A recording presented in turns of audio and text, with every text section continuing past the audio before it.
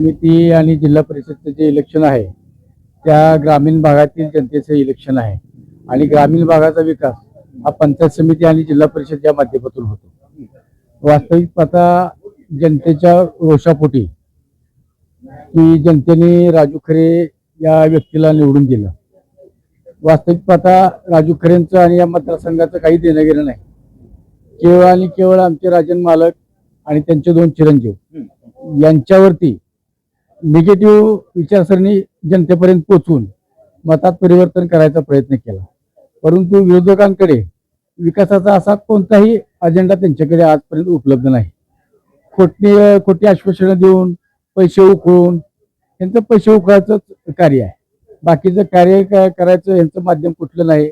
आता जिल्हा परिषदचे आणि पंचायत समितीचे सभापती गेले 20 वर्ष झाले या मतदारसंघामध्ये तळ ठोकून आहे.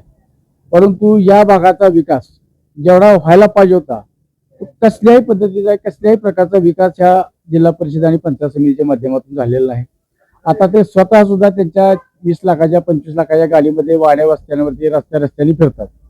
सगळ्या रस्त्यांवरती खड्डे खुड्डे, आमचे ऊसाचे ट्रॅक्टर जायला रस्ते नाहीत, लोकांना दूध उत्पादक लोकांना गावामध्ये यायला व्यवस्थित रस्ता नाही, वाड्या वस्तीवरच्या लोकांना रस्ते नाहीत, पाण्याचा प्रश्न, लाईटचा प्रश्न, असे सगळे शेतकऱ्यांचे जे काय प्रश्न आहेत त्या प्रश्नाची कधीही सोडवणूक त्यांनी केलेली नाही. गेल्या वर्षी विद्यमान आमदार यशवंत तात्या मांडे यांनी आपल्या तालुक्यामध्ये भयंकर असा म्हणजे 2-4 हजार कोटीचा विकास निधी या आपल्या तालुक्यामध्ये आणला. गेल्या वर्षी आष्टी गावामध्ये उजनी धरणामध्ये पाणी नसताना सुद्धा यशवंत तात्यांनी पाणी या उजनी तलावामध्ये दिलं. आणि गेल्या वर्षी 1.5 वर्ष झाले आमदार झाले, त्यांच्याकडे लोक जात आहेत पाण्याच्या संदर्भात. ते आमदार म्हणतात हा मतदारसंघ माझ्याकडं जे उमेदवार आहेत जिल्हा परिषदच्या आमच्या विरोधातले ते म्हणतात तुम्ही लक्ष घालू नका, माझा मतदारसंघ आम्ही बघतो. आमच्या मतदारसंघातल्या लोकांनी त्यांना फोन केला ते फोन उचलत नाहीत आणि राजू खरे तर निष्क्रिय आमदार आहेत. आता मला असं म्हणायचं आहे की विद्यमान आमदार निवडून आणण्यासाठी जे खरे साहेब आहेत त्यांना निवडून आणण्यासाठी हे त्यांच्यामध्ये आग्रही होते, पण त्यांनी पुन्हा कसं म्हणतात की हा भाग आमच्याकडे नाही किंवा त्यांच्याकडे नाही. त्यांना ह्या मतदारसंघावरती पकड निर्माण करायची होती. अद्यापर्यंत त्याची पकड होती. त्यामुळे ते म्हणतात कशासाठी म्हणतात की ह्या जनतेचा विकास होऊ नये, ह्या जनतेची नस माझ्याकडे आहे, मीच दाबू शकतो. कारण त्या लोकांनी वारंवार माझ्याकडे येत राहावं, माझ्याकडेच विनंती करत राहावी की दादा हे काम करा, दादा ते काम करा, आणि लोकांना वेटीच धरायचं. मग आता नेमकी परिस्थिती काय होईल यावेळी?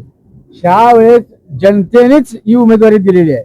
भाजपचे जे उमेदवार आहेत मदनशीदादा पाटील आणि समाधानदादा शेळके हे दोन्ही उमेदवार या मतदारसंघाला असे लाभलेले आहेत. हे दोघेही निर्व्यसनी आहेत. या दोघांना कुठल्याही पद्धतीचे व्यसन नाही. गावामध्ये त्यांच्याकडे बोट दाखवल असा एकही व्यक्ती नाही की हे निष्क्रिय माणूस आहे आणि निष्कलंक आहेत. म्हणून स्वच्छ चारित्र्याचे, सर्व गुण संपन्न, संयमी आणि सर्व समावेश असा चेहरा म्हणजे हे दोन समाधानदादा आणि मदनदादा हे व्यक्तिमत्व आहेत. विरोधक कुठेतरी एक भावनिक साथ नागरिकांना घालतायत असं तुम्हाला वाटत नाही का? विरोधक भावनिक कुठल्या संदर्भात भावनिक साथ घालू शकते सर? विरोधी प्रतिस्पर्धी जे आहेत हा मदनजी पाटील यांचे, हा ते भावनिक साथ कशा संदर्भात घालू शकतात? ती भावनिक साथ वास्तविक पाहता भावनिक साथ घालण्याचा इथं प्रश्नच नाही. मदनदादांनी गेल्या 15-20 वर्षापासून जनतेची नाळ मदनदादांना माहिती आहे.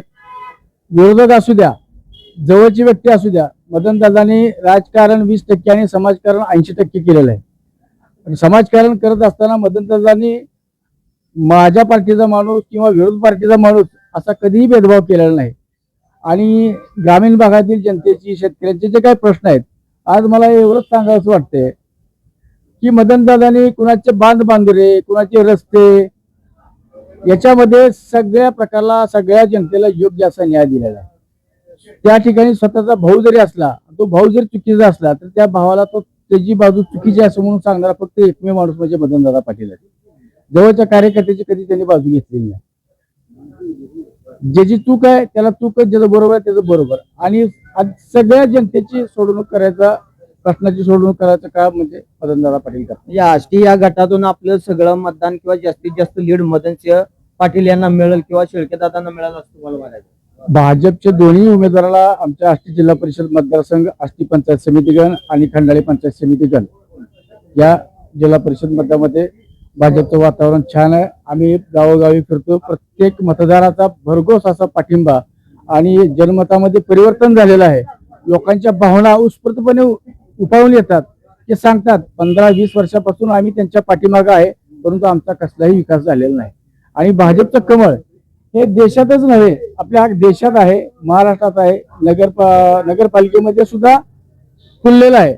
आणि शिवाय भाजपच्या माध्यमातून असे काही लोकांचे प्रश्न सोडवले झालेले आहे की आज लाडक्या बहिणींना महिना 1,500 रुपये रक्कम भेटते. त्याच्यानंतर निराधार महिला असतील, निराधार पुरुष असतील, त्यांनाही वेतन चालू आहे.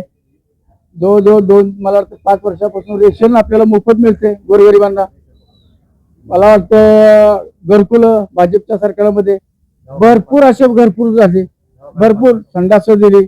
आणि सगळ्यात महत्वाचं म्हणजे जे गोरगरीब जनता आहे त्या गोरगरीब जनतेला दवाखान्यामध्ये गेल्यानंतर जे 5 लाख रुपयापर्यंत विमा संरक्षण जे मिळतंय ते भाजप सरकारमधूनच मिळालेलं आहे. कारण दवाखान्यात गेल्यानंतर गोरगरिबांची परिस्थिती नसते 1 लाख, 2 लाख, 3 लाख, 5 लाख रुपये भरायची. पण त्या माध्यमातून महात्मा फुले जन आरोग्य असेल, आणखी दुसरे 5 लाख विमा संरक्षण आहे, PM किसान असेल, त्या माध्यमातून जनतेपर्यंत दवाखान्याचा मोफत खर्च 5 लाखापर्यंत ह्या सरकारने केला.